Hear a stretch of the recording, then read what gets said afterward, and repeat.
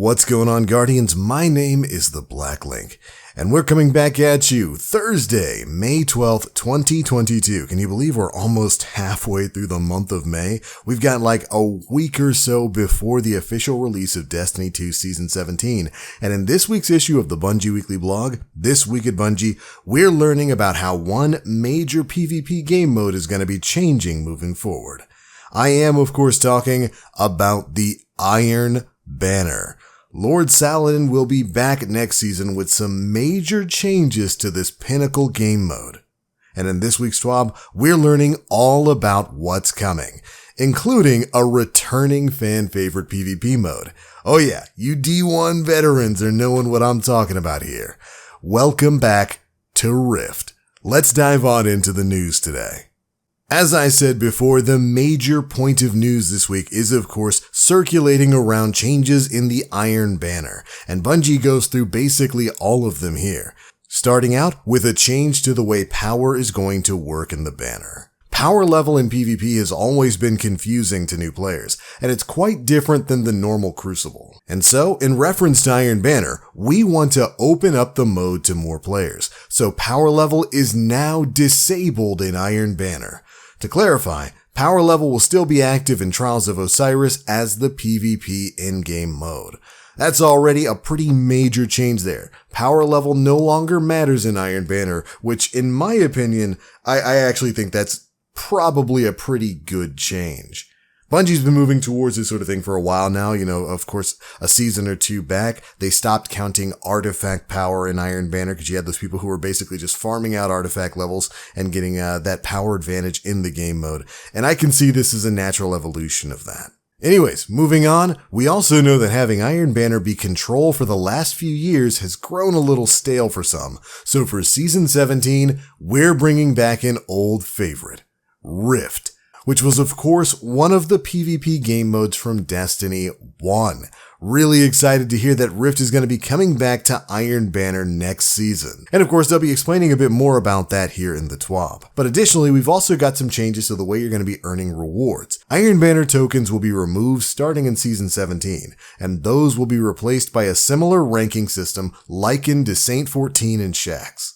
Earn iron engrams while ranking up, and unlock cosmetic rewards and materials for your time playing. But it's not just the reward track that's changing. Saladin is also getting a full focusing implementation as well. Players will be able to convert iron engrams into any current Iron Banner weapons or armor set that have been earned previously, for a cost with in-game materials. In future seasons, we'll be looking at adding more, including legacy Iron Banner gear and cosmetics. Amazing stuff here. This is basically meaning that Lord Saladin's going to be getting the same sort of system that Saint 14 has, and both in terms of reputation and the way you can focus those trials engrams over at Saint 14, you'll be able to do that with Lord Saladin moving forward as well. To break it down simply, here's how the revamped Iron Banner reputation is going to work. Play matches with each match earning more towards Iron Banner reputation. Win matches to earn a small bonus based on your current Iron Banner rank. Wear Iron Banner armor, or just as ornaments on your own non-Iron Banner gear, and equip Iron Banner weapons to max out your gear multiplier at 200%. 5 total pieces must be equipped, though please remember this includes Iron Banner armor and Iron Banner ornaments. Complete the daily Iron Banner challenges to tack on 100% to your challenge multiplier for the rest of the week. And yes, this means for each challenge. Then you can use an Iron Banner emblem for an additional 10% emblem multiplier. And then we get an image showing all of the modifiers that will be listed on the launch screen, showing how this is going to look moving forward. So there you go. You're going to be able to rank up the Iron Banner by playing games, by winning games in the Iron Banner, and by wearing gear that's focused towards the Iron Banner, or by using those ornaments for the Iron Banner. Definitely some good stuff in my opinion. We also get to see some of the Rift rules here for you newer Guardians out there who didn't play D1. To win, you need to score more points than your opponent by collecting the Spark, which will be kind of like an in-game relic that your team will be able to pick up, and then igniting it in your opponent's Rift. It's kind of like football. You're going to pick up a Spark, take it into your opponent's end zone, and score that touchdown. And of course, you'll need to defend your own Rift from the enemies trying to do the same. The Spark will spawn in the center of the map at the beginning of the match and after a team scores, and it'll drop at the Spark Runner's location upon their death. For the Rift, each team will have a rift on their side of the map. You carry the spark into your opponent's rift to score. Defend your rift from opposing spark runners. This is a really fun game mode back in D1, and I'm really happy to see it return here to Destiny 2. Now, next up, we've got some new daily challenges. For the first 4 days of each Iron Banner week, Guardians will unlock a new daily challenge. These challenges unlock each day whether you complete them or not, so if you log in on Friday, you can do them all in succession if you want to. Rewards will also stack reputation bonuses for the remainder of the week alongside a Pinnacle Iron Engram. The weekly bounties that typically award Pinnacles have been deprecated appropriately to balance out this incoming change. You'll also be able to become an Iron Lord. As with these new Iron Banner reworkings, a new seal and title will also be available to earn. And don't expect this one to be simple or an easy grab. Being an Iron Lord is no joke. It requires dedication, gumption, and some spiffy gear.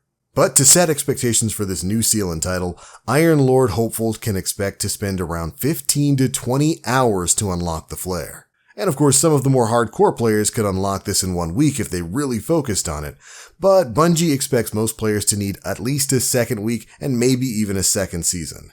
Intrepid Iron Lords will be able to gild this title starting in Season 18.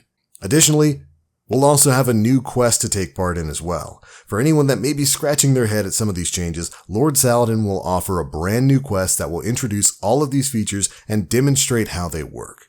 You only have to run through it once per account, but with this reset, we wanted everyone to get the same introduction. Even Iron Banner veterans will need to do this. In fact, you'll need to start this quest to even access the Iron Banner node, so be aware of that starting next season. And of course, to even out this change, Bungie's no longer going to be producing the seasonal Iron Banner quest, which brings us to our next point. Iron Banner is also going to be seeing a bit of a schedule change as well. Put simply, the Iron Banner now runs in the tower just twice a season. And because Iron Banner is going to be more in line with annual events, you'll never see the Iron Banner run during those annual festivities. For Season 17, Iron Banner will run during these times. The first Iron Banner of Season 17 will begin on Week 2, May 31st. And then the second Iron Banner of the season will begin on Week 8, starting on July 12th. That's a major change for Iron Banner. Rather than having it like once or twice a month sometimes, we'll be moving to Iron Banner events going live twice a season. That's a pretty major change. Anyways, next up, we've got some deeper rules for the incoming Rift game mode, aside from the ones we've already covered.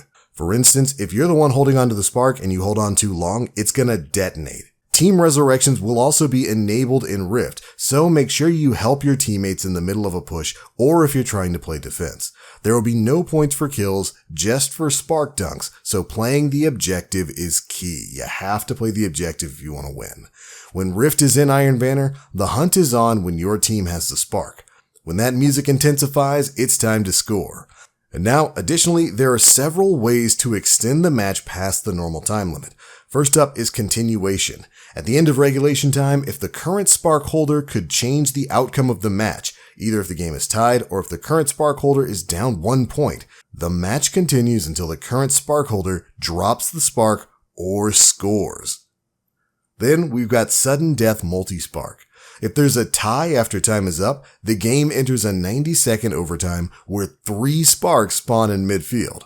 And then whoever is the first to score wins. And then after the sudden death timer is up, the sparks stop dropping on death and any sparks on the ground are removed. As soon as the last spark is eliminated without a score, the match will end in a tie. This really sounds like some ridiculous fun. And while I know there's going to be some Guardians out there who are concerned by the more objective focused game mode moving in, I will say we had a lot of fun with Rift back in D1.